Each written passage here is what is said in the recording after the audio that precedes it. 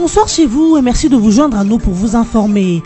Bruno Tshibala dans les rues de la capitale congolaise, le Premier ministre est allé se rendre compte du niveau d'appropriation de son message de boycott lancé contre toutes les manifestations hostiles à la tenue des élections en République démocratique du Congo.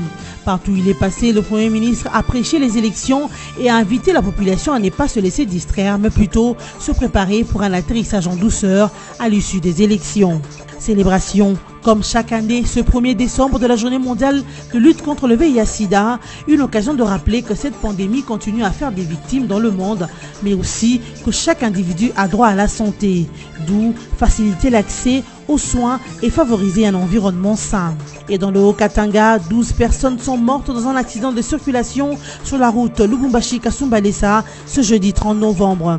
Un minibus cherchant à dépasser deux grands camions est entré en collision avec un camion remorque qui roulait en grande vitesse. Les corps de victimes, parmi lesquels le conducteur du minibus, ont été ramenés à Lubumbashi. Alors que le assaut limité a visiblement paralysé la ville de Kinshasa, suite à son appel à la marche pour réclamer la démission du président Kabila, le Premier ministre a prouvé le contraire.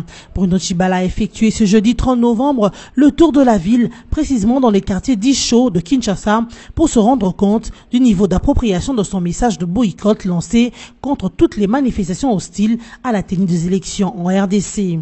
Du centre-ville de la capitale en passant par le quartier Kingabwa pour se rendre dans les communes de Kisenso, Matete et Lemba, Bruno Tshibala a constaté que la réalité a rattrapé et défié les vendeurs d'illusions qui recourent aux vieilles méthodes pour déstabiliser les institutions de la République. Le Premier ministre a appelé à ne pas céder à la distraction. Je ne cesse de le dire, nos cap émission des élections. Et le peuple se prépare, et les acteurs politiques se préparent.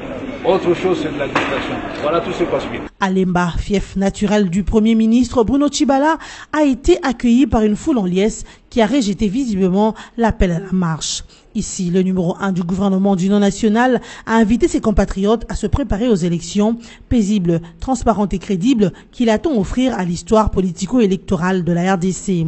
Des meilleures élections avec un membre de l'UDPS à la tête du gouvernement en l'honneur de Etienne Tshisekedi, lui-même artisan de l'accord de la Saint-Sylvestre. Même message transmis à la population des communes de Ngaba, Kalamou, Kintambo et ailleurs. Au cours de son passage dans ces différentes communes, la population a présenté ses desiderata au Premier ministre qui se résument aux difficultés d'accès à l'eau potable et les routes fortement dégradées. Bruno Tshibala a salué le courage des Congolais qui ont bravé le mot d'ordre lancé par ceux qui se radicalisent inutilement en lieu et place de mobiliser leurs troupes en faveur des élections à venir. Les opposants Martin Fayulu, Jean-Bertrand Ewanga et Jean-Marc Kabonde ont été interpellés le jeudi 30 novembre 2017 à Kinshasa par la police nationale congolaise puis relâchés. C'est ce qu'a affirmé le général Silvano Kasongo, patron de la police de la ville de Kinshasa. Alors que la marche avait été interdite sur toute l'étendue du territoire national et à Kinshasa en particulier par les autorités, ces leaders de l'opposition s'apprêtaient à lancer une marche selon leur propre gré. C'est ainsi que la police a été amenée à les interpeller.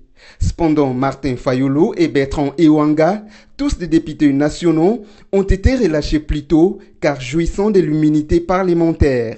Par ailleurs, Jean-Marc Kabonde, secrétaire général de l'Union pour la démocratie et le progrès social UDPS, avait été relâché plus tard dans la soirée. Maintenu par la police en garde à vue, car ayant un autre dossier judiciaire, Jean-Marc Kabonde a été entendu puis relâché. Il s'est de signaler que le gouverneur de la ville de Kinshasa, André Kimbuta Yango, avait interdit toutes les manifestations politiques à la date du 30 novembre 2017, ayant estimé qu'il y avait risque de confrontation entre les partis politiques qui avaient tous, de la majorité comme de l'opposition, projeté marcher à cette même date. Le président de la Commission électorale nationale indépendante, CENI, Corneille Nangaa, a animé une conférence sur les thèmes démocratie et élections devant les étudiants de la faculté de droit à l'Université protestante du Congo le jeudi 30 novembre 2017. Après la présentation des civilités à Monseigneur Daniel Ngoï-Bolia, recteur de l'UPC et ancien premier vice-président de la CENI, le président de la centrale électorale a communiqué le savoir électoral à son assistance. Corneille Nangaa a axé sa communication sur 4 points, à savoir les généralités sur les élections en Afrique, l'état actuel du processus électoral en RDC, les repères de la question historique des élections en Afrique et les perspectives d'avenir suivies des recommandations. Les élections, c'est aussi une science, a affirmé le patron de l'organe de gestion des élections en RDC. Il a, en effet, profité de cette occasion pour échanger directement et sensibiliser les jeunes majeurs sur les enjeux de l'heure. Par ailleurs, Corneille Nangaa a également remis quelques matériels de sensibilisation aux étudiants, notamment les pagnes, les t-shirts, le foulard, les polos et surtout les calendriers électoraux à chaque étudiant. 12 personnes ont perdu la vie dans un accident de circulation sur la route Lubumbashi-Kasumbalesa le jeudi 30 novembre 2017 entre le village Sumbiriri et Lumata dans la province du Haut-Katanga. Un minibus communément appelé Dubaï qui partait de Lubumbashi au poste frontalier de Kasumbalesa est entré en collision avec un grand camion remorque qui venait dans le sens contraire. L'incident est survenu au moment où le chauffeur du minibus tentait de dépasser 2 grands camions avant de se rendre en face d'un autre qui venait de Kasumbalesa. De son côté, la police des circulations routières a fait remarquer que l'excès de vitesse du grand camion et un mauvais dépassement de la part du conducteur du minibus sont les causes de ces drames. Il s'y est de noter que le conducteur du minibus aussi figure parmi les victimes et que tous les corps ont été ramenés à Lubumbashi. Ma santé, mes droits, tel est le thème exploité en 2017 pour célébrer la journée mondiale du lutte contre le VIH-Sida. Cette année, plus de 35 millions de personnes sont mortes du VIH-Sida, raison pour laquelle l'Église catholique précise que la journée mondiale du lutte contre le VIH-Sida est une occasion de rappeler que cette maladie cause la mort des millions de personnes et entraîne de grandes souffrances dans des régions du monde les plus pauvres où l'accès aux médicaments efficaces est très difficile. L'objectif principal de cette journée étant donc d'accroître la visibilité autour de la nécessité de parvenir à l'application pleine et entière du droit de la santé pour tous et en tout lieu. Il y a de quoi que chaque personne puisse avoir droit à la santé, quelle que soit son identité et son lieu de résidence. Ces droits qui dépendent également de l'installation sanitaire, d'un logement adéquat, de l'accès à l'alimentation équilibrée et la condition de travail saine et l'accès à la justice. Il y a lieu de noter que la quasi-totalité des objectifs du développement durable est liée d'une façon ou d'une autre à la santé, de sorte qu'à atteindre ces objectifs dont fait partie la fin de l'épidémie du sida dépendra largement de l'application du droit. Poste clé de son gouvernement. Il a reconduit aux finances un ancien ministre de son prédécesseur Robert Mugabe. Cette nomination intervient une semaine après son arrivée au pouvoir à la tête de cet État d'Afrique australe. Suite à la démission de son prédécesseur Robert Mugabe, 93 ans, sous la pression des militaires dont le rôle s'y voit aujourd'hui récompensé. De ces nominations, il faudra retenir que le général d'aviation Perron Séchiri va devoir occuper le poste de ministre du territoire. Général Sibouzi Somoyo, lui, va occuper celui de ministre des Affaires étrangères. Pour rappel, Emerson Mnangagwa a déclaré depuis mardi 28 novembre 2017 qu'il attendait constituer un gouvernement plus restreint en fusionnant plusieurs ministres pour améliorer l'efficacité de l'exécutif. Ainsi, son équipe gouvernementale compte 22 membres contre 33 du gouvernement Mugabe. Mesdames, Messieurs, c'est la fin de ce journal, mais avant de nous quitter, voici le rappel de titre. Bruno Tshibala dans les rues de la capitale congolaise, le Premier ministre est allé se rendre compte du niveau d'appropriation de son message de boycott lancé contre toutes les manifestations hostiles à la tenue des élections en République démocratique du Congo. Partout où il est passé, le Premier ministre a prêché les élections et a invité la population à ne pas se laisser distraire, mais plutôt se préparer pour un atterrissage en douceur à l'issue des élections. Célébration, comme chaque année, ce 1er décembre de la journée mondiale de lutte contre le VIH-Sida, une occasion de rappeler que cette pandémie continue à faire des victimes dans le monde, mais aussi que chaque individu a droit à la santé. doux, faciliter l'accès aux soins et favoriser un environnement sain. Et dans le Haut-Katanga, 12 personnes sont mortes dans un accident de circulation sur la route Lubumbashi-Kasumbalesa ce jeudi 30 novembre. Un minibus cherchant à dépasser 2 grands camions est entré en collision avec un camion remorque qui roulait en grande vitesse. Les corps de victimes, parmi lesquels le conducteur du minibus, ont été ramenés à Lubumbashi. Fin de cette édition d'information. Merci de nous avoir suivis.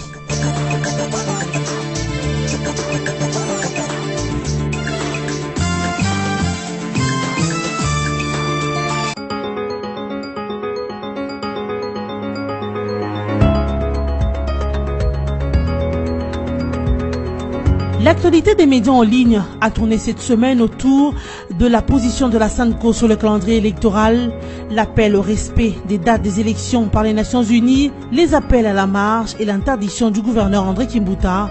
Nous vous proposons ici le condensé. Démarrons avec le site internet Congo Virtuel qui écrit à sa une la loi électorale, la CENI recadre Jeune Afrique. La centrale électorale congolaise dénonce les écarts de professionnalisme de Jeune Afrique et sa sélectivité dans son article ayant exploité des extraits sonores sélectionnés d'une réunion de présentation des innovations proposées dans le projet de réforme de la loi électorale. Des extraits sortis de leur contexte pour construire une forme d'exclusivité dans l'intention manifestement de saboter l'image de la CENI et du processus électoral en République démocratique du Congo. C'est pour cette raison que la Commission électorale nationale indépendante a adressé à Jeune Afrique une vive protestation suite à la publication par cette revue sur son site internet d'un article en rapport avec le projet de réforme de la loi électorale, plus précisément au sujet du seuil de représentativité proposé dans cette loi et qui pourrait nécessiter le regroupement des partis politiques en un seul méga-parti. La centrale électorale nationale congolaise n'a pas apprécié que le magazine se soit contenté de prendre des éléments partiels d'une réunion de consultation organisée par 2 familles politiques, majorité et opposition, au même endroit mais dans 2 salles différentes, réunion à laquelle la CENI a été associée pour donner des explications sur les aspects techniques de la loi dont le projet a été transmis au Parlement. Dans un autre registre, le site internet de l'agence congolaise de presse écrit Kinshasa, le gouvernement provincial interdit toutes les marches prévues à la fin de novembre 2017.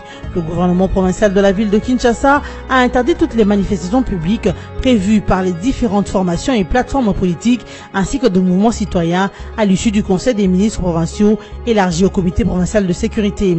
Cette décision a été annoncée samedi par le ministre provincial de l'Éducation, Environnement, Communication et Genre, Thérèse Olinga Kalonda, porte-parole de l'exécutif provincial, affirmant qu'en prenant en compte l'environnement et le contexte actuel et pour préserver toute transformation des manifestations dites pacifiques susceptibles de troubler l'ordre public, le gouvernement de la ville a levé l'option de ne pas prendre acte de manifestations prévues dans la ville de Kinshasa. En effet, la majorité présidentielle a annoncé une marche pacifique le 28 novembre courant pour soutenir le calendrier électoral, tandis que l'opposition politique, dans sa diversité, a projeté sa marche pour le 30 novembre du même mois pour dénoncer le calendrier électoral. Le gouvernement provincial estime qu'il est difficile d'encadrer les différentes manifestations car ayant des points de chute qui s'entrecroisent et craignent le risque de confrontation, soutient Madame Olinga. Poursuivons cette revue de presse avec actualité.cd qui titre enregistrement sonore PPRD. Fayoulou estime que Minakou devrait démissionner pour ses propos. Martin Fayoulou, président de l'engagement citoyen pour le développement SID et coordonnateur des actions de forces politiques et sociales acquises au changement, estime que le président de l'Assemblée nationale et secrétaire général de l'AMP, Aubin Minakou, devrait démissionner à la suite de ces déclarations relevées par Jeune Afrique et tenues au cours d'un débat interne dans son parti, le PPRD. Des déclarations relatives à l'adoption des stratégies pour faire adopter la révision de la loi électorale. Dans les propos qui lui sont attribués, Aubin Minakou a révélé que certaines formations politiques appelées mosaïques ne sont pas des vrais partis, mais ont juste été créées par stratégie politique. Il a vu plus loin et cite le nom d'un parti où son épouse et ses collaborateurs sont membres fondateurs.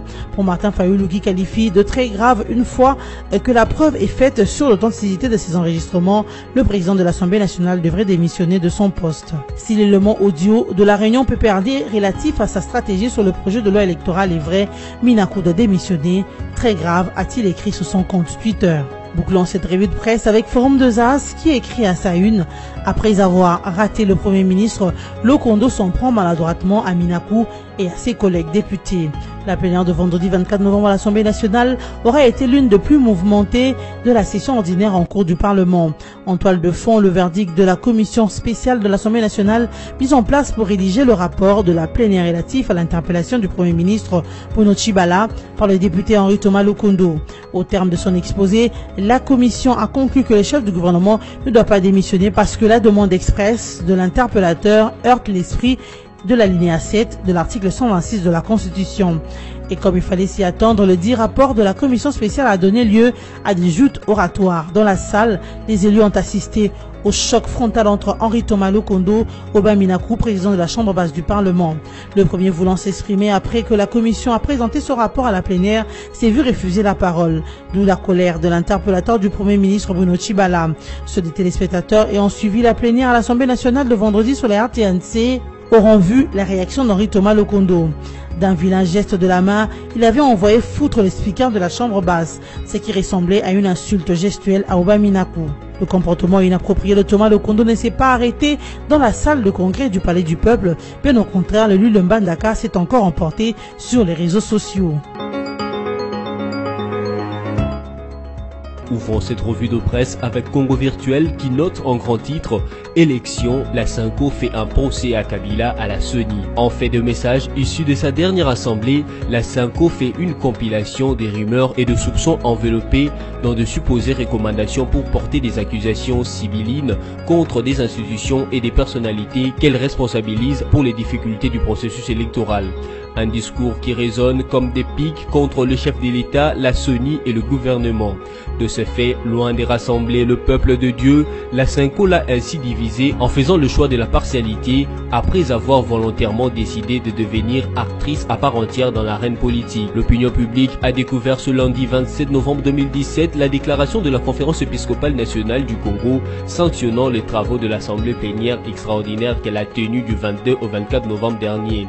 Axée uniquement sur le processus électoral, cette déclaration ne change cependant rien de la position qui sont déjà connues de la Synco sur cette question. Au contraire, le clergé catholique n'a fait que réaffirmer la position qu'il est la sienne depuis la sortie des négociations du centre interdiocésain d'où l'église catholique romaine est sortie plus politisée que jamais. Une politisation qui a atteint son apogée avec la signature par cette même église d'un manifeste dit citoyenne à Paris au terme d'un séminaire initié par les lobbies politico-affairistes occidentaux bien connus par les Congolais à qui l'on peut en plus non plus cacher leur intention sur la RDC. Quoi de plus normal donc que dans sa déclaration, la Synco soit maintenue dans sa posture politique d'actrice à part entière dans le joute politique au pays de Lumumba.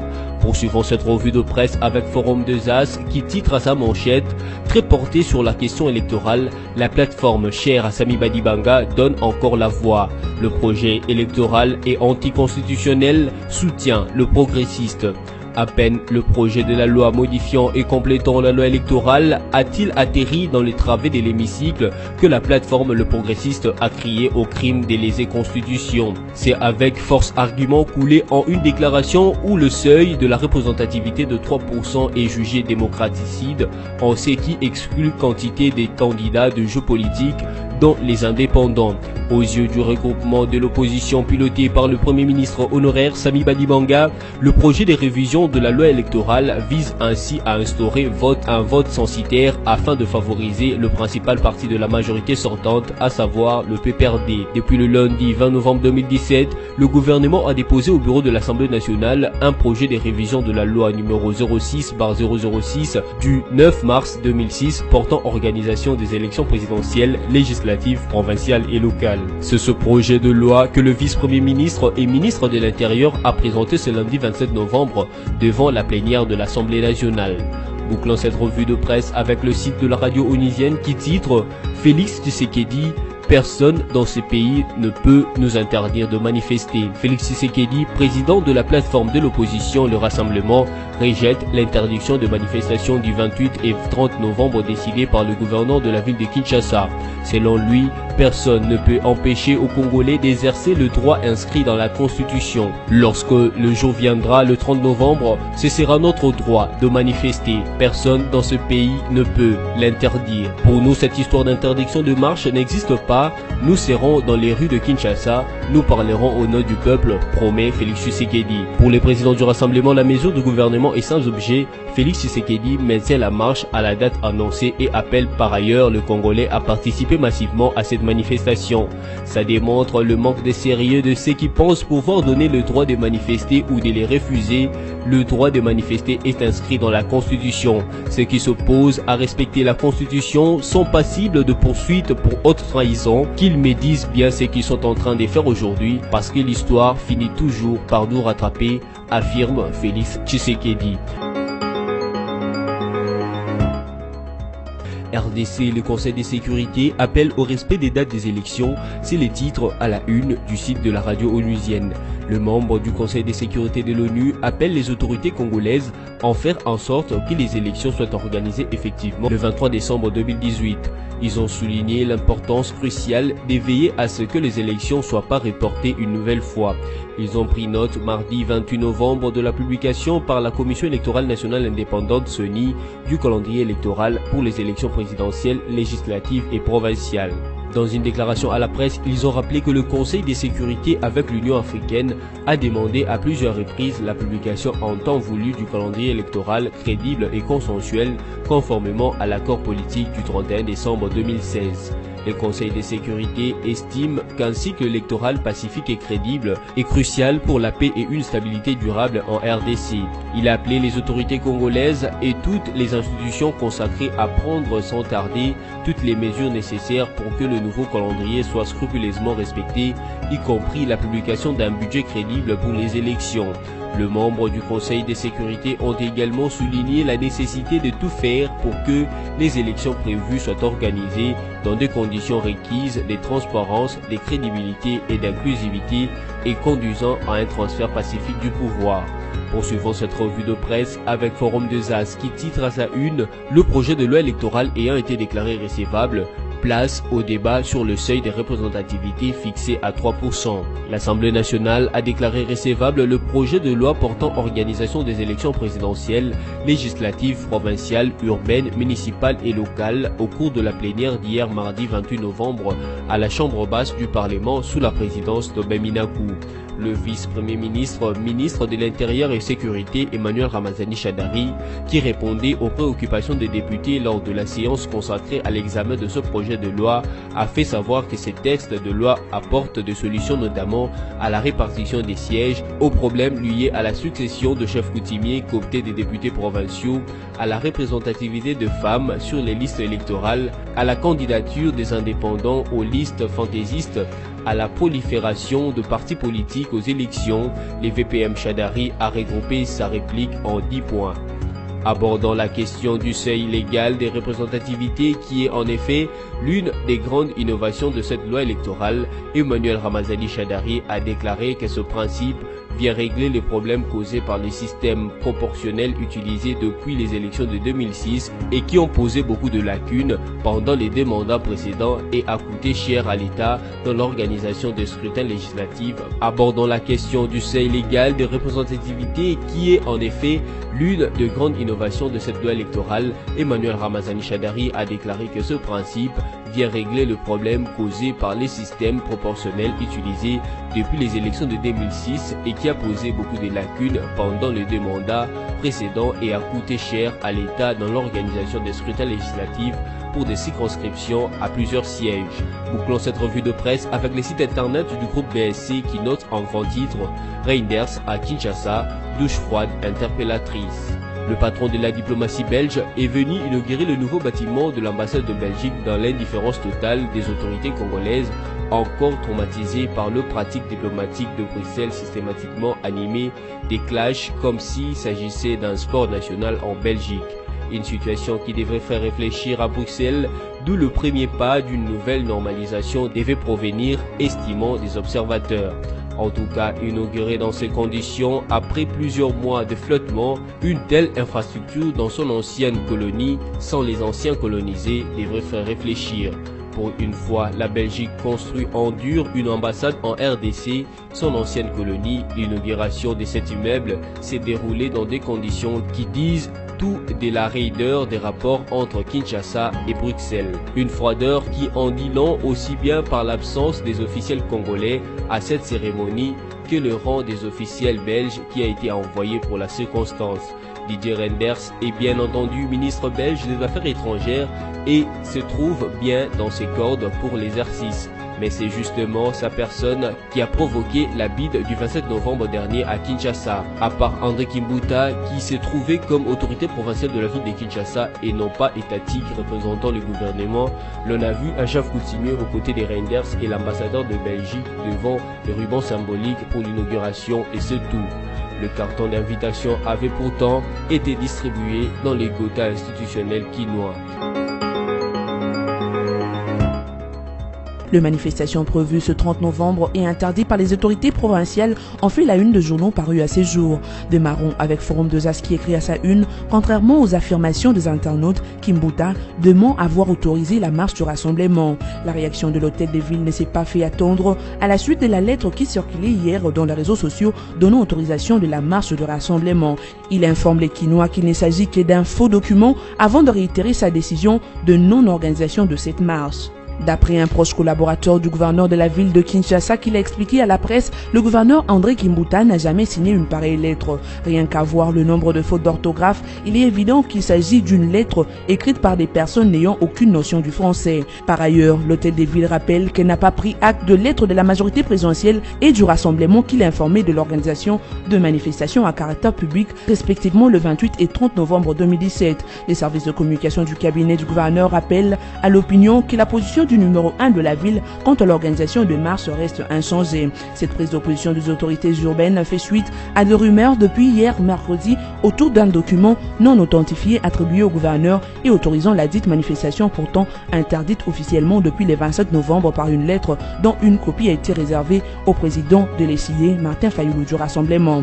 Poursuivons avec actualité.cd qui renchérit en titrant Goma de manifestations isolées dispersées, activités paralysées au campus du lac 10h heure locale. La ville de Goma s'est réveillée timide ce jeudi 30 novembre 2017, jour de la marche annoncée par les rassemblements. Localement, les organisateurs ont projeté la manifestation à 10h à partir du rond-point Singers. Les activités sont perturbées au campus universitaire du lac Kinyumba. En effet, depuis 9h heure locale, certains étudiants ont inondé la voie publique de pierre, rendant ainsi la circulation difficile sur l'avenue Eugène Seroufouli. Mais la situation est redevenue normale après un déploiement de la police. Dans les quartiers périphériques tels que Ndosho, Majengo, Katoy et les carrefours Mutinga, des attroupements de manifestants ont été dispersés tôt le matin par les forces de l'ordre. Du terminus vers l'ULPGL, le quartier Imbi, de jeunes manifestants ont déversé des pierres sur la chaussée avant d'être dispersés par la police à coups de gaz lacrymogène. Entre-temps, des commerces restent fermés, quelques transports en commun circulent, des éléments de la police appuyés par des militaires sont visibles dans plusieurs endroits de la ville. Des patrouilles motorisées de forces de l'ordre et de sécurité sont également visibles. Bouclons cette revue de presse avec Radio-Capi.net qui rapporte au Katanga, le rassemblement invite les autorités congolaises et la MONUSCO à encadrer sa marche du 30 novembre. Le rassemblement de forces politiques et sociales acquises au changement dans le Grand Katanga appelle les autorités politiques, administratives, policières ainsi que la mission de l'ONU à encadrer sa marche pacifique prévue jeudi 30 novembre dans les grandes villes de l'ancienne province du Katanga. Son coordonnateur Gabriel Kyungu Wakumwanza a lancé cet appel mardi dernier à l'issue de la matinée politique de son regroupement politique. La date du 30 novembre est celle que nous avons prévue pour la manifestation pacifique. Nous demandons au maire de la ville, au commandant de la police des villes de Lubumbashi, Likasi, Kolwezi, Kamina et Kalemi de bien vouloir encadrer toutes nos manifestations qui devront se dérouler dans le calme et sans violence et d'une manière pacifique parce que la Constitution consacre la liberté des manifestations pacifiques, a-t-il rappelé. La maire de Lubumbashi indique qu'il a déjà interdit toute manifestation publique. Toutefois, il promet de s'exprimer après le conseil urbain de sécurité qui se tient ce mercredi à Lubumbashi. Par ailleurs, le coordonnateur du rassemblement a salué la déclaration des évêques de la conférence épiscopale nationale du Congo demandant au président Joseph Kabila de déclarer publiquement qu'il ne sera pas candidat à la prochaine élection présidentielle. Alors que les conclaves de l'UDPS s'achèvent, ce vendredi 1er décembre, nous ne pouvons pas nous permettre d'aborder les échéances électorales à venir en ordre dispersé, a martelé le plus vieux compagnon de lutte de Etienne Tshisekedi. Rideau, c'est vendredi 1er décembre 2017 sur le conclave de l'UDPS. Ces assises préparatoires au congrès extraordinaire du parti ont été ouvertes le mercredi 29 novembre 2017 par le plus vieux compagnon de lutte encore en vie d'Etienne Tshisekedi Wamulumba. Fidèle à l'idéal unitaire Bruno Tshibala, puisque c'est de lui qu'il s'agit, est revenu sur l'impératif de l'unité et de la revitalisation de l'UDPS. Fort de ces plus de 3 décennies de combats au sein de la fille aînée de l'opposition, Bruno Tshibala appréhende mieux que quiconque le prix de la réunification du parti, surtout que les élections pointent à l'horizon. Déjà en 2011, les leaders maximaux en personne avaient amorcé la dynamique de la réconciliation intra-UDPS. Normal donc que Bruno Tshibala Nzeze ait lancé un appel solennel à l'unité dans son discours d'ouverture du conclave. Nul doute que ce vendredi, les traits Tshisekedistes et Tshibala reviennent sur son credo, mieux son dada. L'UDPS, qui est le procureur de la démocratie dans notre pays, est demeure un patrimoine précieux qui doit être préservé à tout prix, c'est-à-dire mis à l'abri de toute action qui galvauderait son statut historique.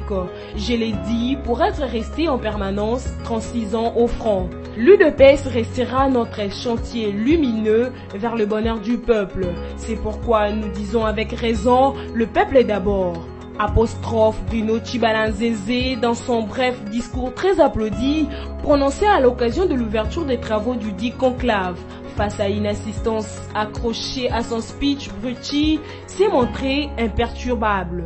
Poursuivons cette revue de presse avec actualité.cd qui titre « Félix Tshisekedi, je n'aurais pas dû attendre l'arrivée des combattants, c'est une erreur stratégique ». Critiqué notamment sur les réseaux sociaux pour n'avoir pas participé à la tentative de marche, contrairement à Jean-Marc Kabound et Martin Fayoulou, Félix Tshisekedi évoque un problème de timing et de stratégie. Entre Kabound, Fayoul et moi, je suis celui dont la résidence est plus proche du siège du parti. Et vous avez vu les dispositifs déployés par la police.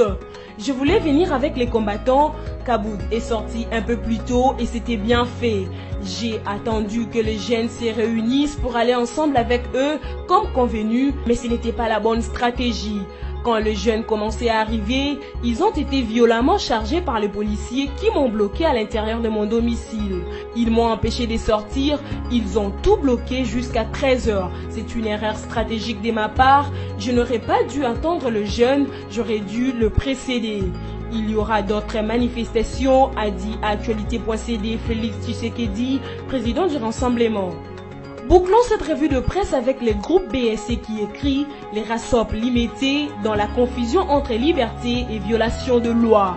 Sous prétexte d'assumer leur droit de manifester, les radicaux de l'opposition sont tombés sous le coup de la loi en justifiant leur marche avec un objet illégal, à savoir l'instauration d'une transition sans le président légal en fonction. Une formule dénoncée aussi bien par les partenaires électoraux extérieurs que les signataires de l'accord du 31 décembre 2016 qui ont évité toute allusion à une transition. En définitive, la Cour constitutionnelle devrait statuer sur l'interpellation de l'article 64 de la Constitution dont ces radicaux se servent pour poser des actes contraires aux lois. Kinshasa s'est réveillé timidement ce jeudi 30 novembre 2017. Les Kinois ont, pour la plupart, préféré observer la situation avant de sortir à fin de matinée pour se prémunir des arts qui émêlent souvent les manifestations publiques.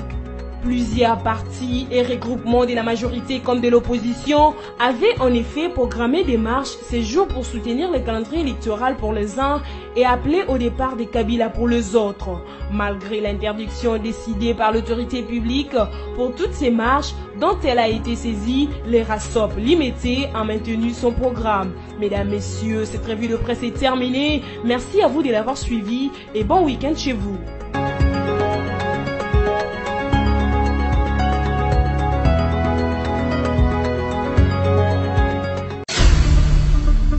Congo Panorama, votre magazine d'actualité est à nouveau dans vos bacs avec son édition de la rentrée et ses rubriques diversifiées. Coopération et diplomatie, 8 nouveaux ambassadeurs accrédités en RDC, l'Union africaine au front contre l'Union européenne. Séjour du chef de l'État aux Nations Unies, Joseph Kabila, très sollicité, étrange, le processus électoral est fixe et irréversible. En politique, Congo Panorama vous propose une gamme de sujets variés, notamment le dossier CENI et élections avec les tournées des Corneilles Nangaa dans le Congo profond et les évaluations du processus électoral. La politique, c'est aussi la conférence des Kananga où Kabila a scellé la réconciliation au Grand Kasaï ou encore le procès en cours au Kasaï. La une du Congo Panorama est consacrée à l'armée.